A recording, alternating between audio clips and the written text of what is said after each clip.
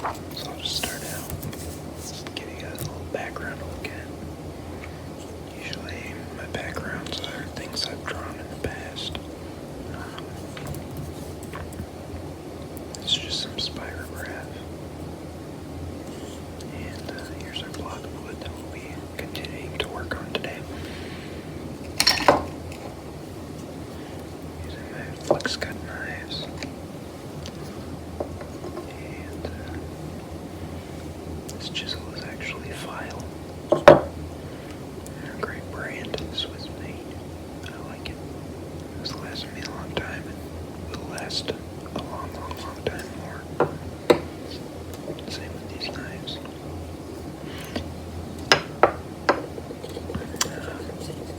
Just a little history of this project. It's something my brother started a long time ago. Kind of lost interest in it though. So I'm just picking back up with it. It started off as just a normal block of wood. Used a saw to take away these big square areas in the corners. So basically it started off as a block of wood and turned into this plus sign via cross section, and it was actually just intersecting rectangles. And then he began, and I finished off last video creating these circles, intersecting circles. I mean, they're very rough. I mean, it's pretty horrible looking circles, but we'll definitely work on that in the future. Get them looking nice. But yeah, that's the process basically. If you can imagine taking a block of wood, creating this plus sign by taking wood, then intersecting circles. You can see it drawn out in pencil really poorly. That's fine though. We'll go by feel more than by planning here on this one. Intersecting circles. And then basically just start carving out the center of each circle.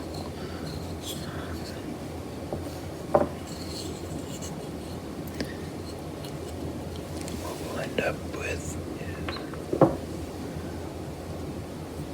couple of interlocking rings from a single block of wood. Pretty simple project, but I like it a lot.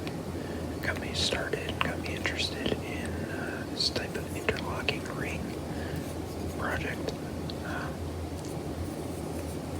which I'll get into more later in the channel. There's a great book by a great carver that really goes into a lot of depth with some of these designs. For now, we'll carry on with this project. So last video I started digging into this circle right here, and really I'm just going to continue all the way through until we come out on the other side. It's not too difficult. It's important to have a sharp knife. You'll work a lot more easily with a sharp knife. It's actually less dangerous. The sharper your knife is, the less dangerous cutting is. The more force you have to put into your knife to make it cut, the more likely it is that your knife is going to slip and cut you or something else that you don't want to cut. So with interlocking rings and projects like this, they do a lot of kind of unnatural cutting. A lot of cutting with the tip of your knife like this.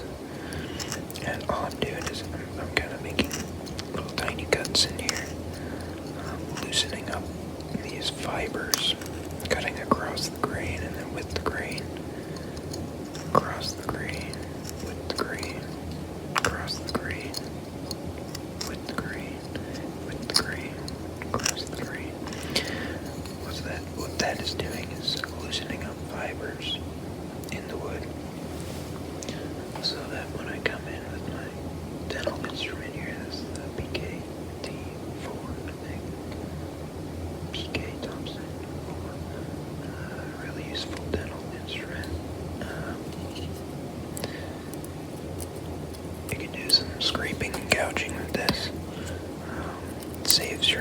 See, because you don't want to be gouging and scraping with your knife. It just rounds and dulls the blade.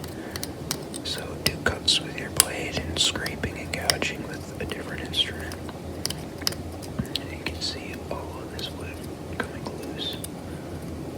I pretty much cut it free with the knife and scraped it out with the dental instrument here.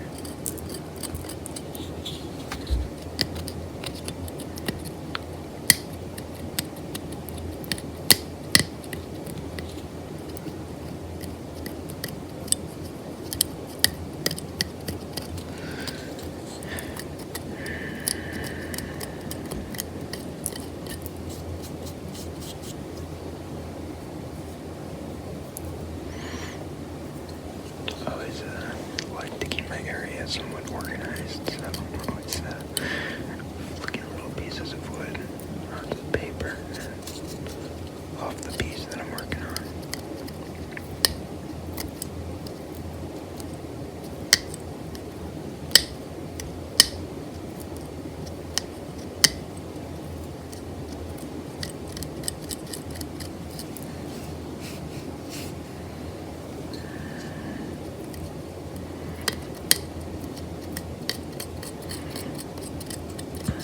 Anyway,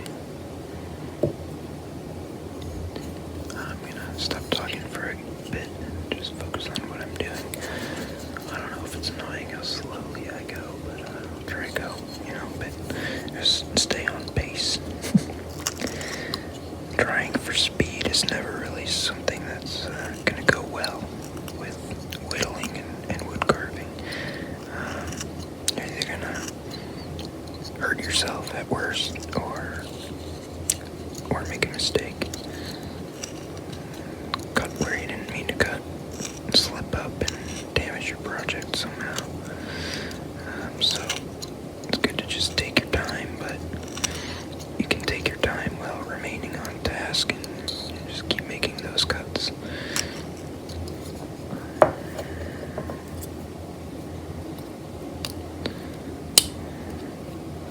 I'd say with wood carving, speed doesn't come from speed of movement. It comes from persistence of action. I just keep cutting, just keep making your cuts. You can see the pieces of wood that are being removed from this project at a time are so small. They're minuscule. They're minuscule. But it doesn't matter as long as you keep them coming. Even minuscule pieces of wood make a difference. Now, you see there, I was doing a little bit of prying. It's not great. I shouldn't be doing that with my knife. Switch over. Use the PKT. Do a little bit of prying. This instrument is pretty cool. It's not a sharp blade like the knife. It doesn't really cut, but it's pointy, and you can kind of use the tip to get a grip on these pieces of wood. It's a good scraper, good scraping instrument.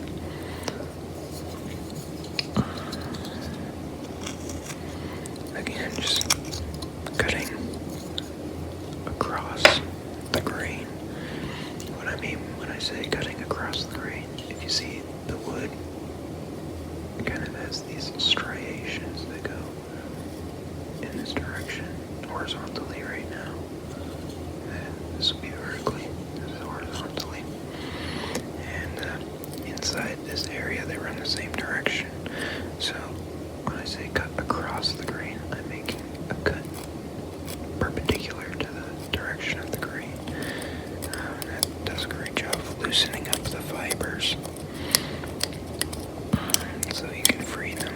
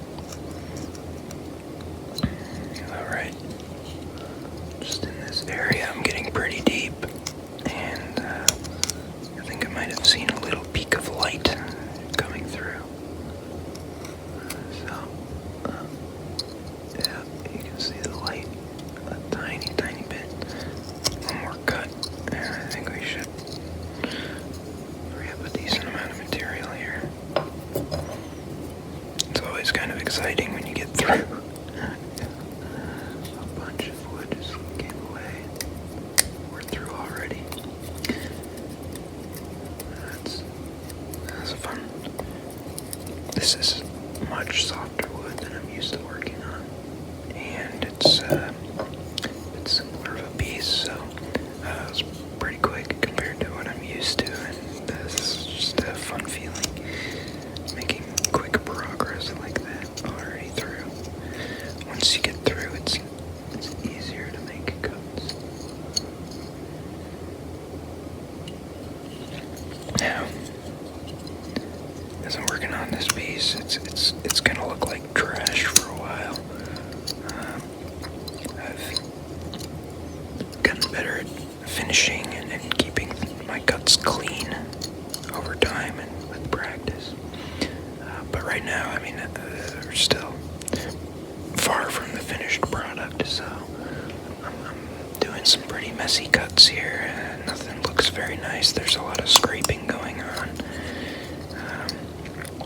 So that doesn't make for very smooth surfaces. I mean, you can see all this trash kind of stuck in there. We'll clean it up. We'll definitely clean it up.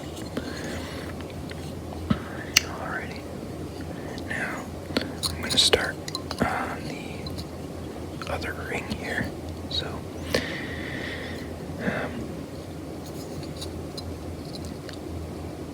if this is where this ring will enter, then I'm going to start my cut right up against it.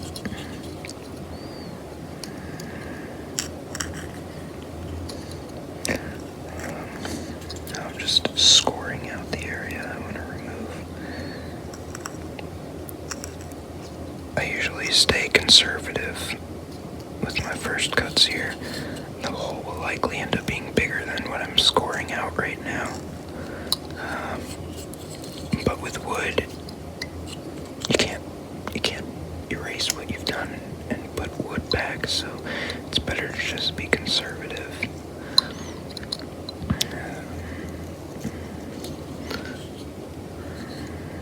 It's a decent circle, not amazing, but I mean it's fine. It doesn't matter. Well,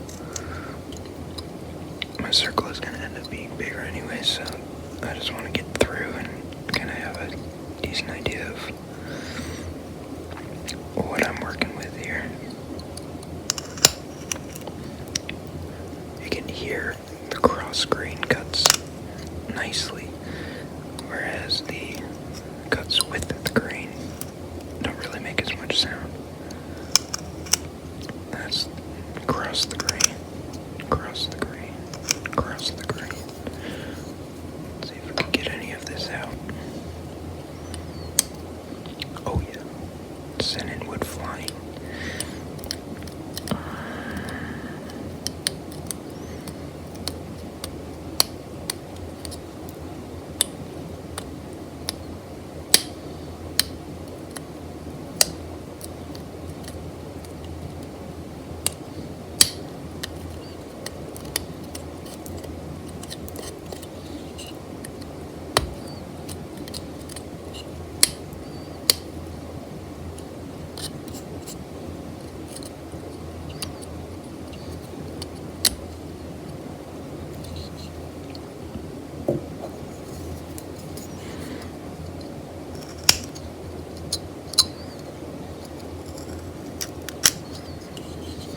Now, unfortunately, the work that was done with the saw previously was perhaps a little heavy-handed. I think this is my brother's first project ever that he kind of gave a shot to, so can't blame him for that. I probably did some of the sawing as well, so the blame is on me too, but I think that's the thing that'll kind of affect the outcome we get. I mean, you can see this part right here is sawed down, and it's gonna affect our final ring, I think. So that is a little unfortunate. I mean, you can see in this area too, the saw work is not super accurate. we'll see if we can kind of add some artistic spins on that and make it look integrated and natural.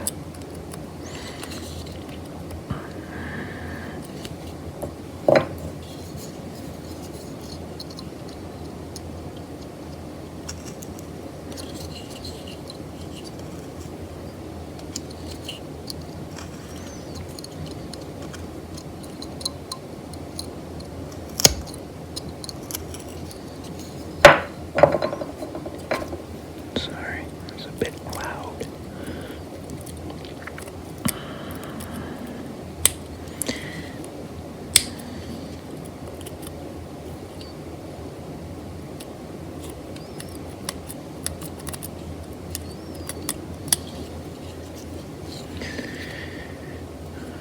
If you've watched this far, I appreciate you sticking around, and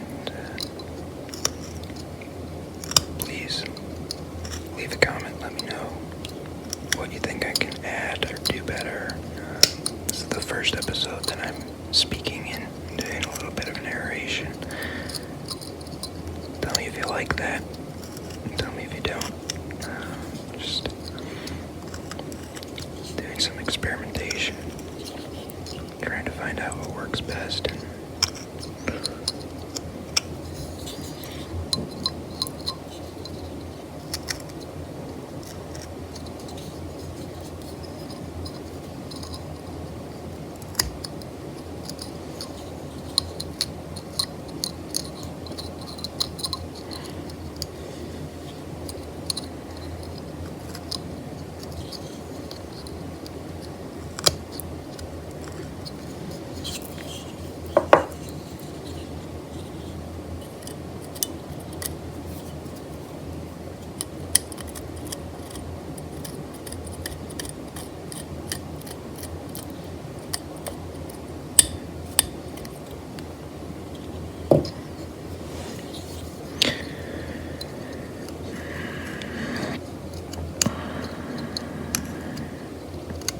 I'll say it's a little hard to tell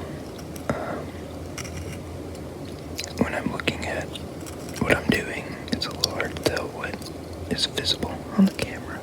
So when I'm working in an area like this, the angle at which I can see it is not necessarily the same angle the camera can see it, of course. But I think with a little practice I can try to maximize what the camera can capture.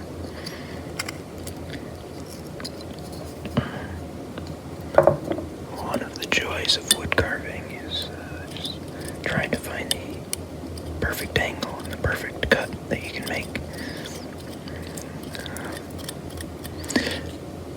And so sometimes, if I'm able to capture my cuts a little bit better on the camera, I might start to get an idea of what kind of thought goes into it. For example, I've got this little bunch of wood right here. I'm going to try and separate it, and so to separate that bunch of wood, I need to cut across the grain that's holding it in place. The grain is running in this direction, so this little tuft of wood is held on by fibers going in this direction. So I'm going to angle my knife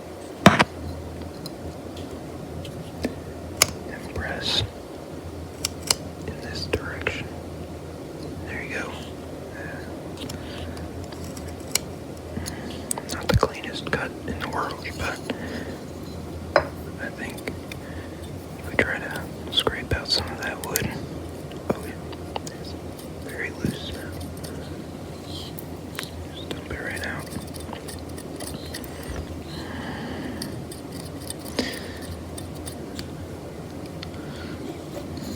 And we're making our way.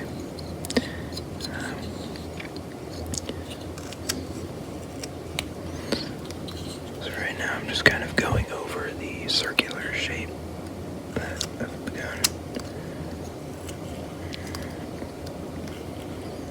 You can see that cut. And then I'll go with the grain towards the bottom here.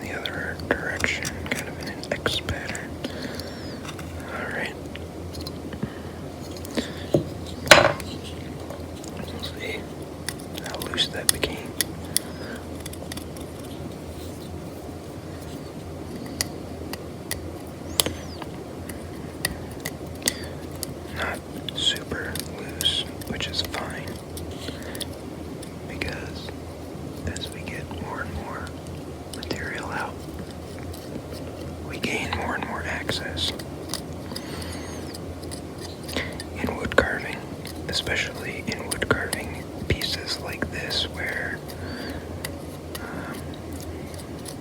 we're kind of trying to get our knife into small spaces. Access is one of the biggest challenges. I like the Flex Cut detail knife because it has such a small but sharp tip.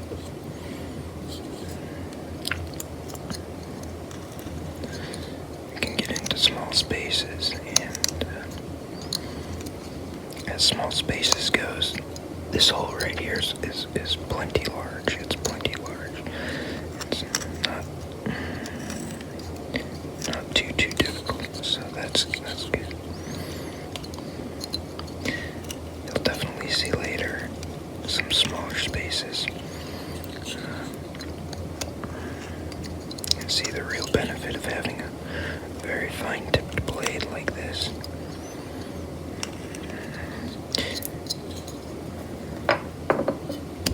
The PKT is super useful as well because it's pretty strong, but it's also super thin, obviously.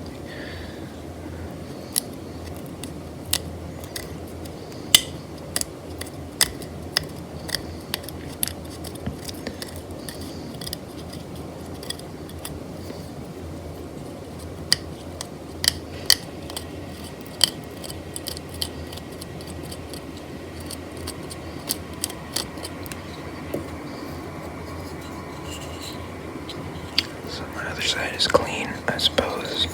Just because I have such easy access on this side, I will start to cut into it a little bit, and I think we'll get through really quickly. I'm gonna go very small on this side. I don't want to make a large hole because it's just a little harder to match them up. I'll widen this side once I break through. It'll be easier to match up that way. And there it is. There's the other side. I see it a little bit. I don't think it's visible on camera yet, but there's a tiny hole that you can see there.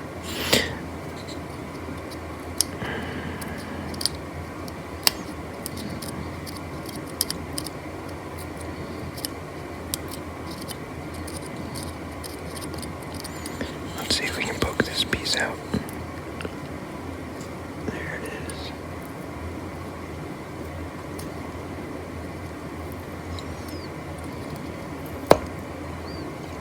Yeah, not exactly. I'll have to loosen it up a bit more.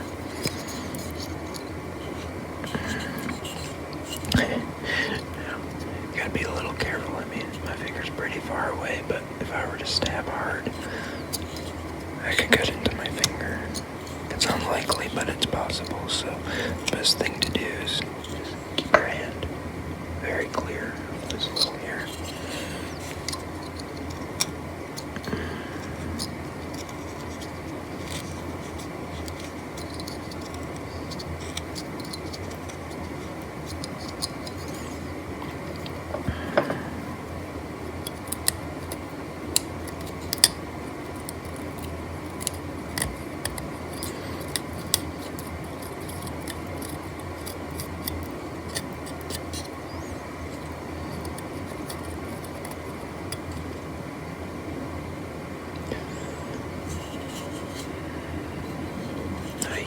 See what I mean?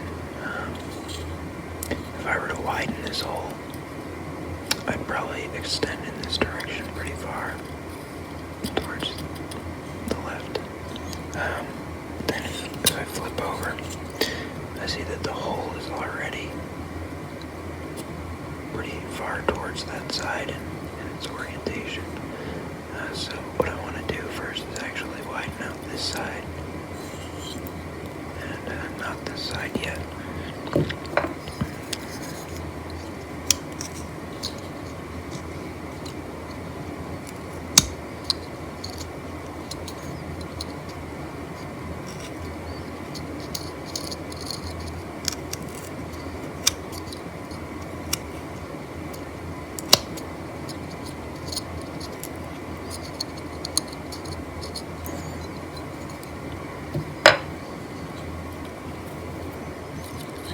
best not to scrape with your cutting edge.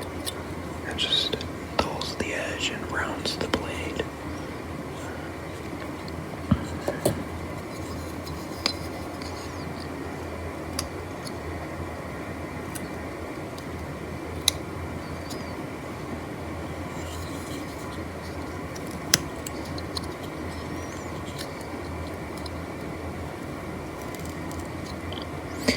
Now, one interesting thing is that while I want to round this area out, it's going to be a difficult cut to make in this direction because I have the grain running horizontally here. If I start cutting upwards and then downwards in the shape of a circle, I'm going to start to split the wood instead of cut the wood. You can kind of see, yep, it kind of happened right there. Not very far, but the wood started to split along the grain. So to combat that, you have to cut against the grain so you can go in the opposite direction as you were cutting before.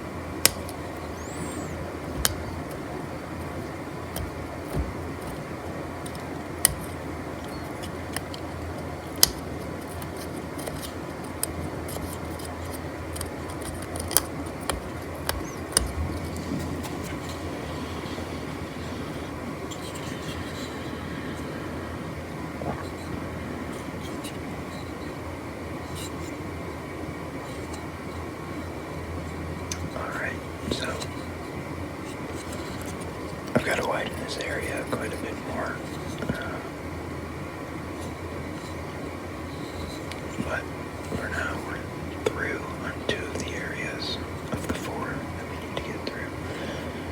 We have this one left and this one left. After that, we'll widen the holes and we'll finalize the shape of the rings. And then we'll cut through here and here to release the rings, and finally we'll have our 2 loose rings. So, I hope you enjoyed the video. I hope you enjoyed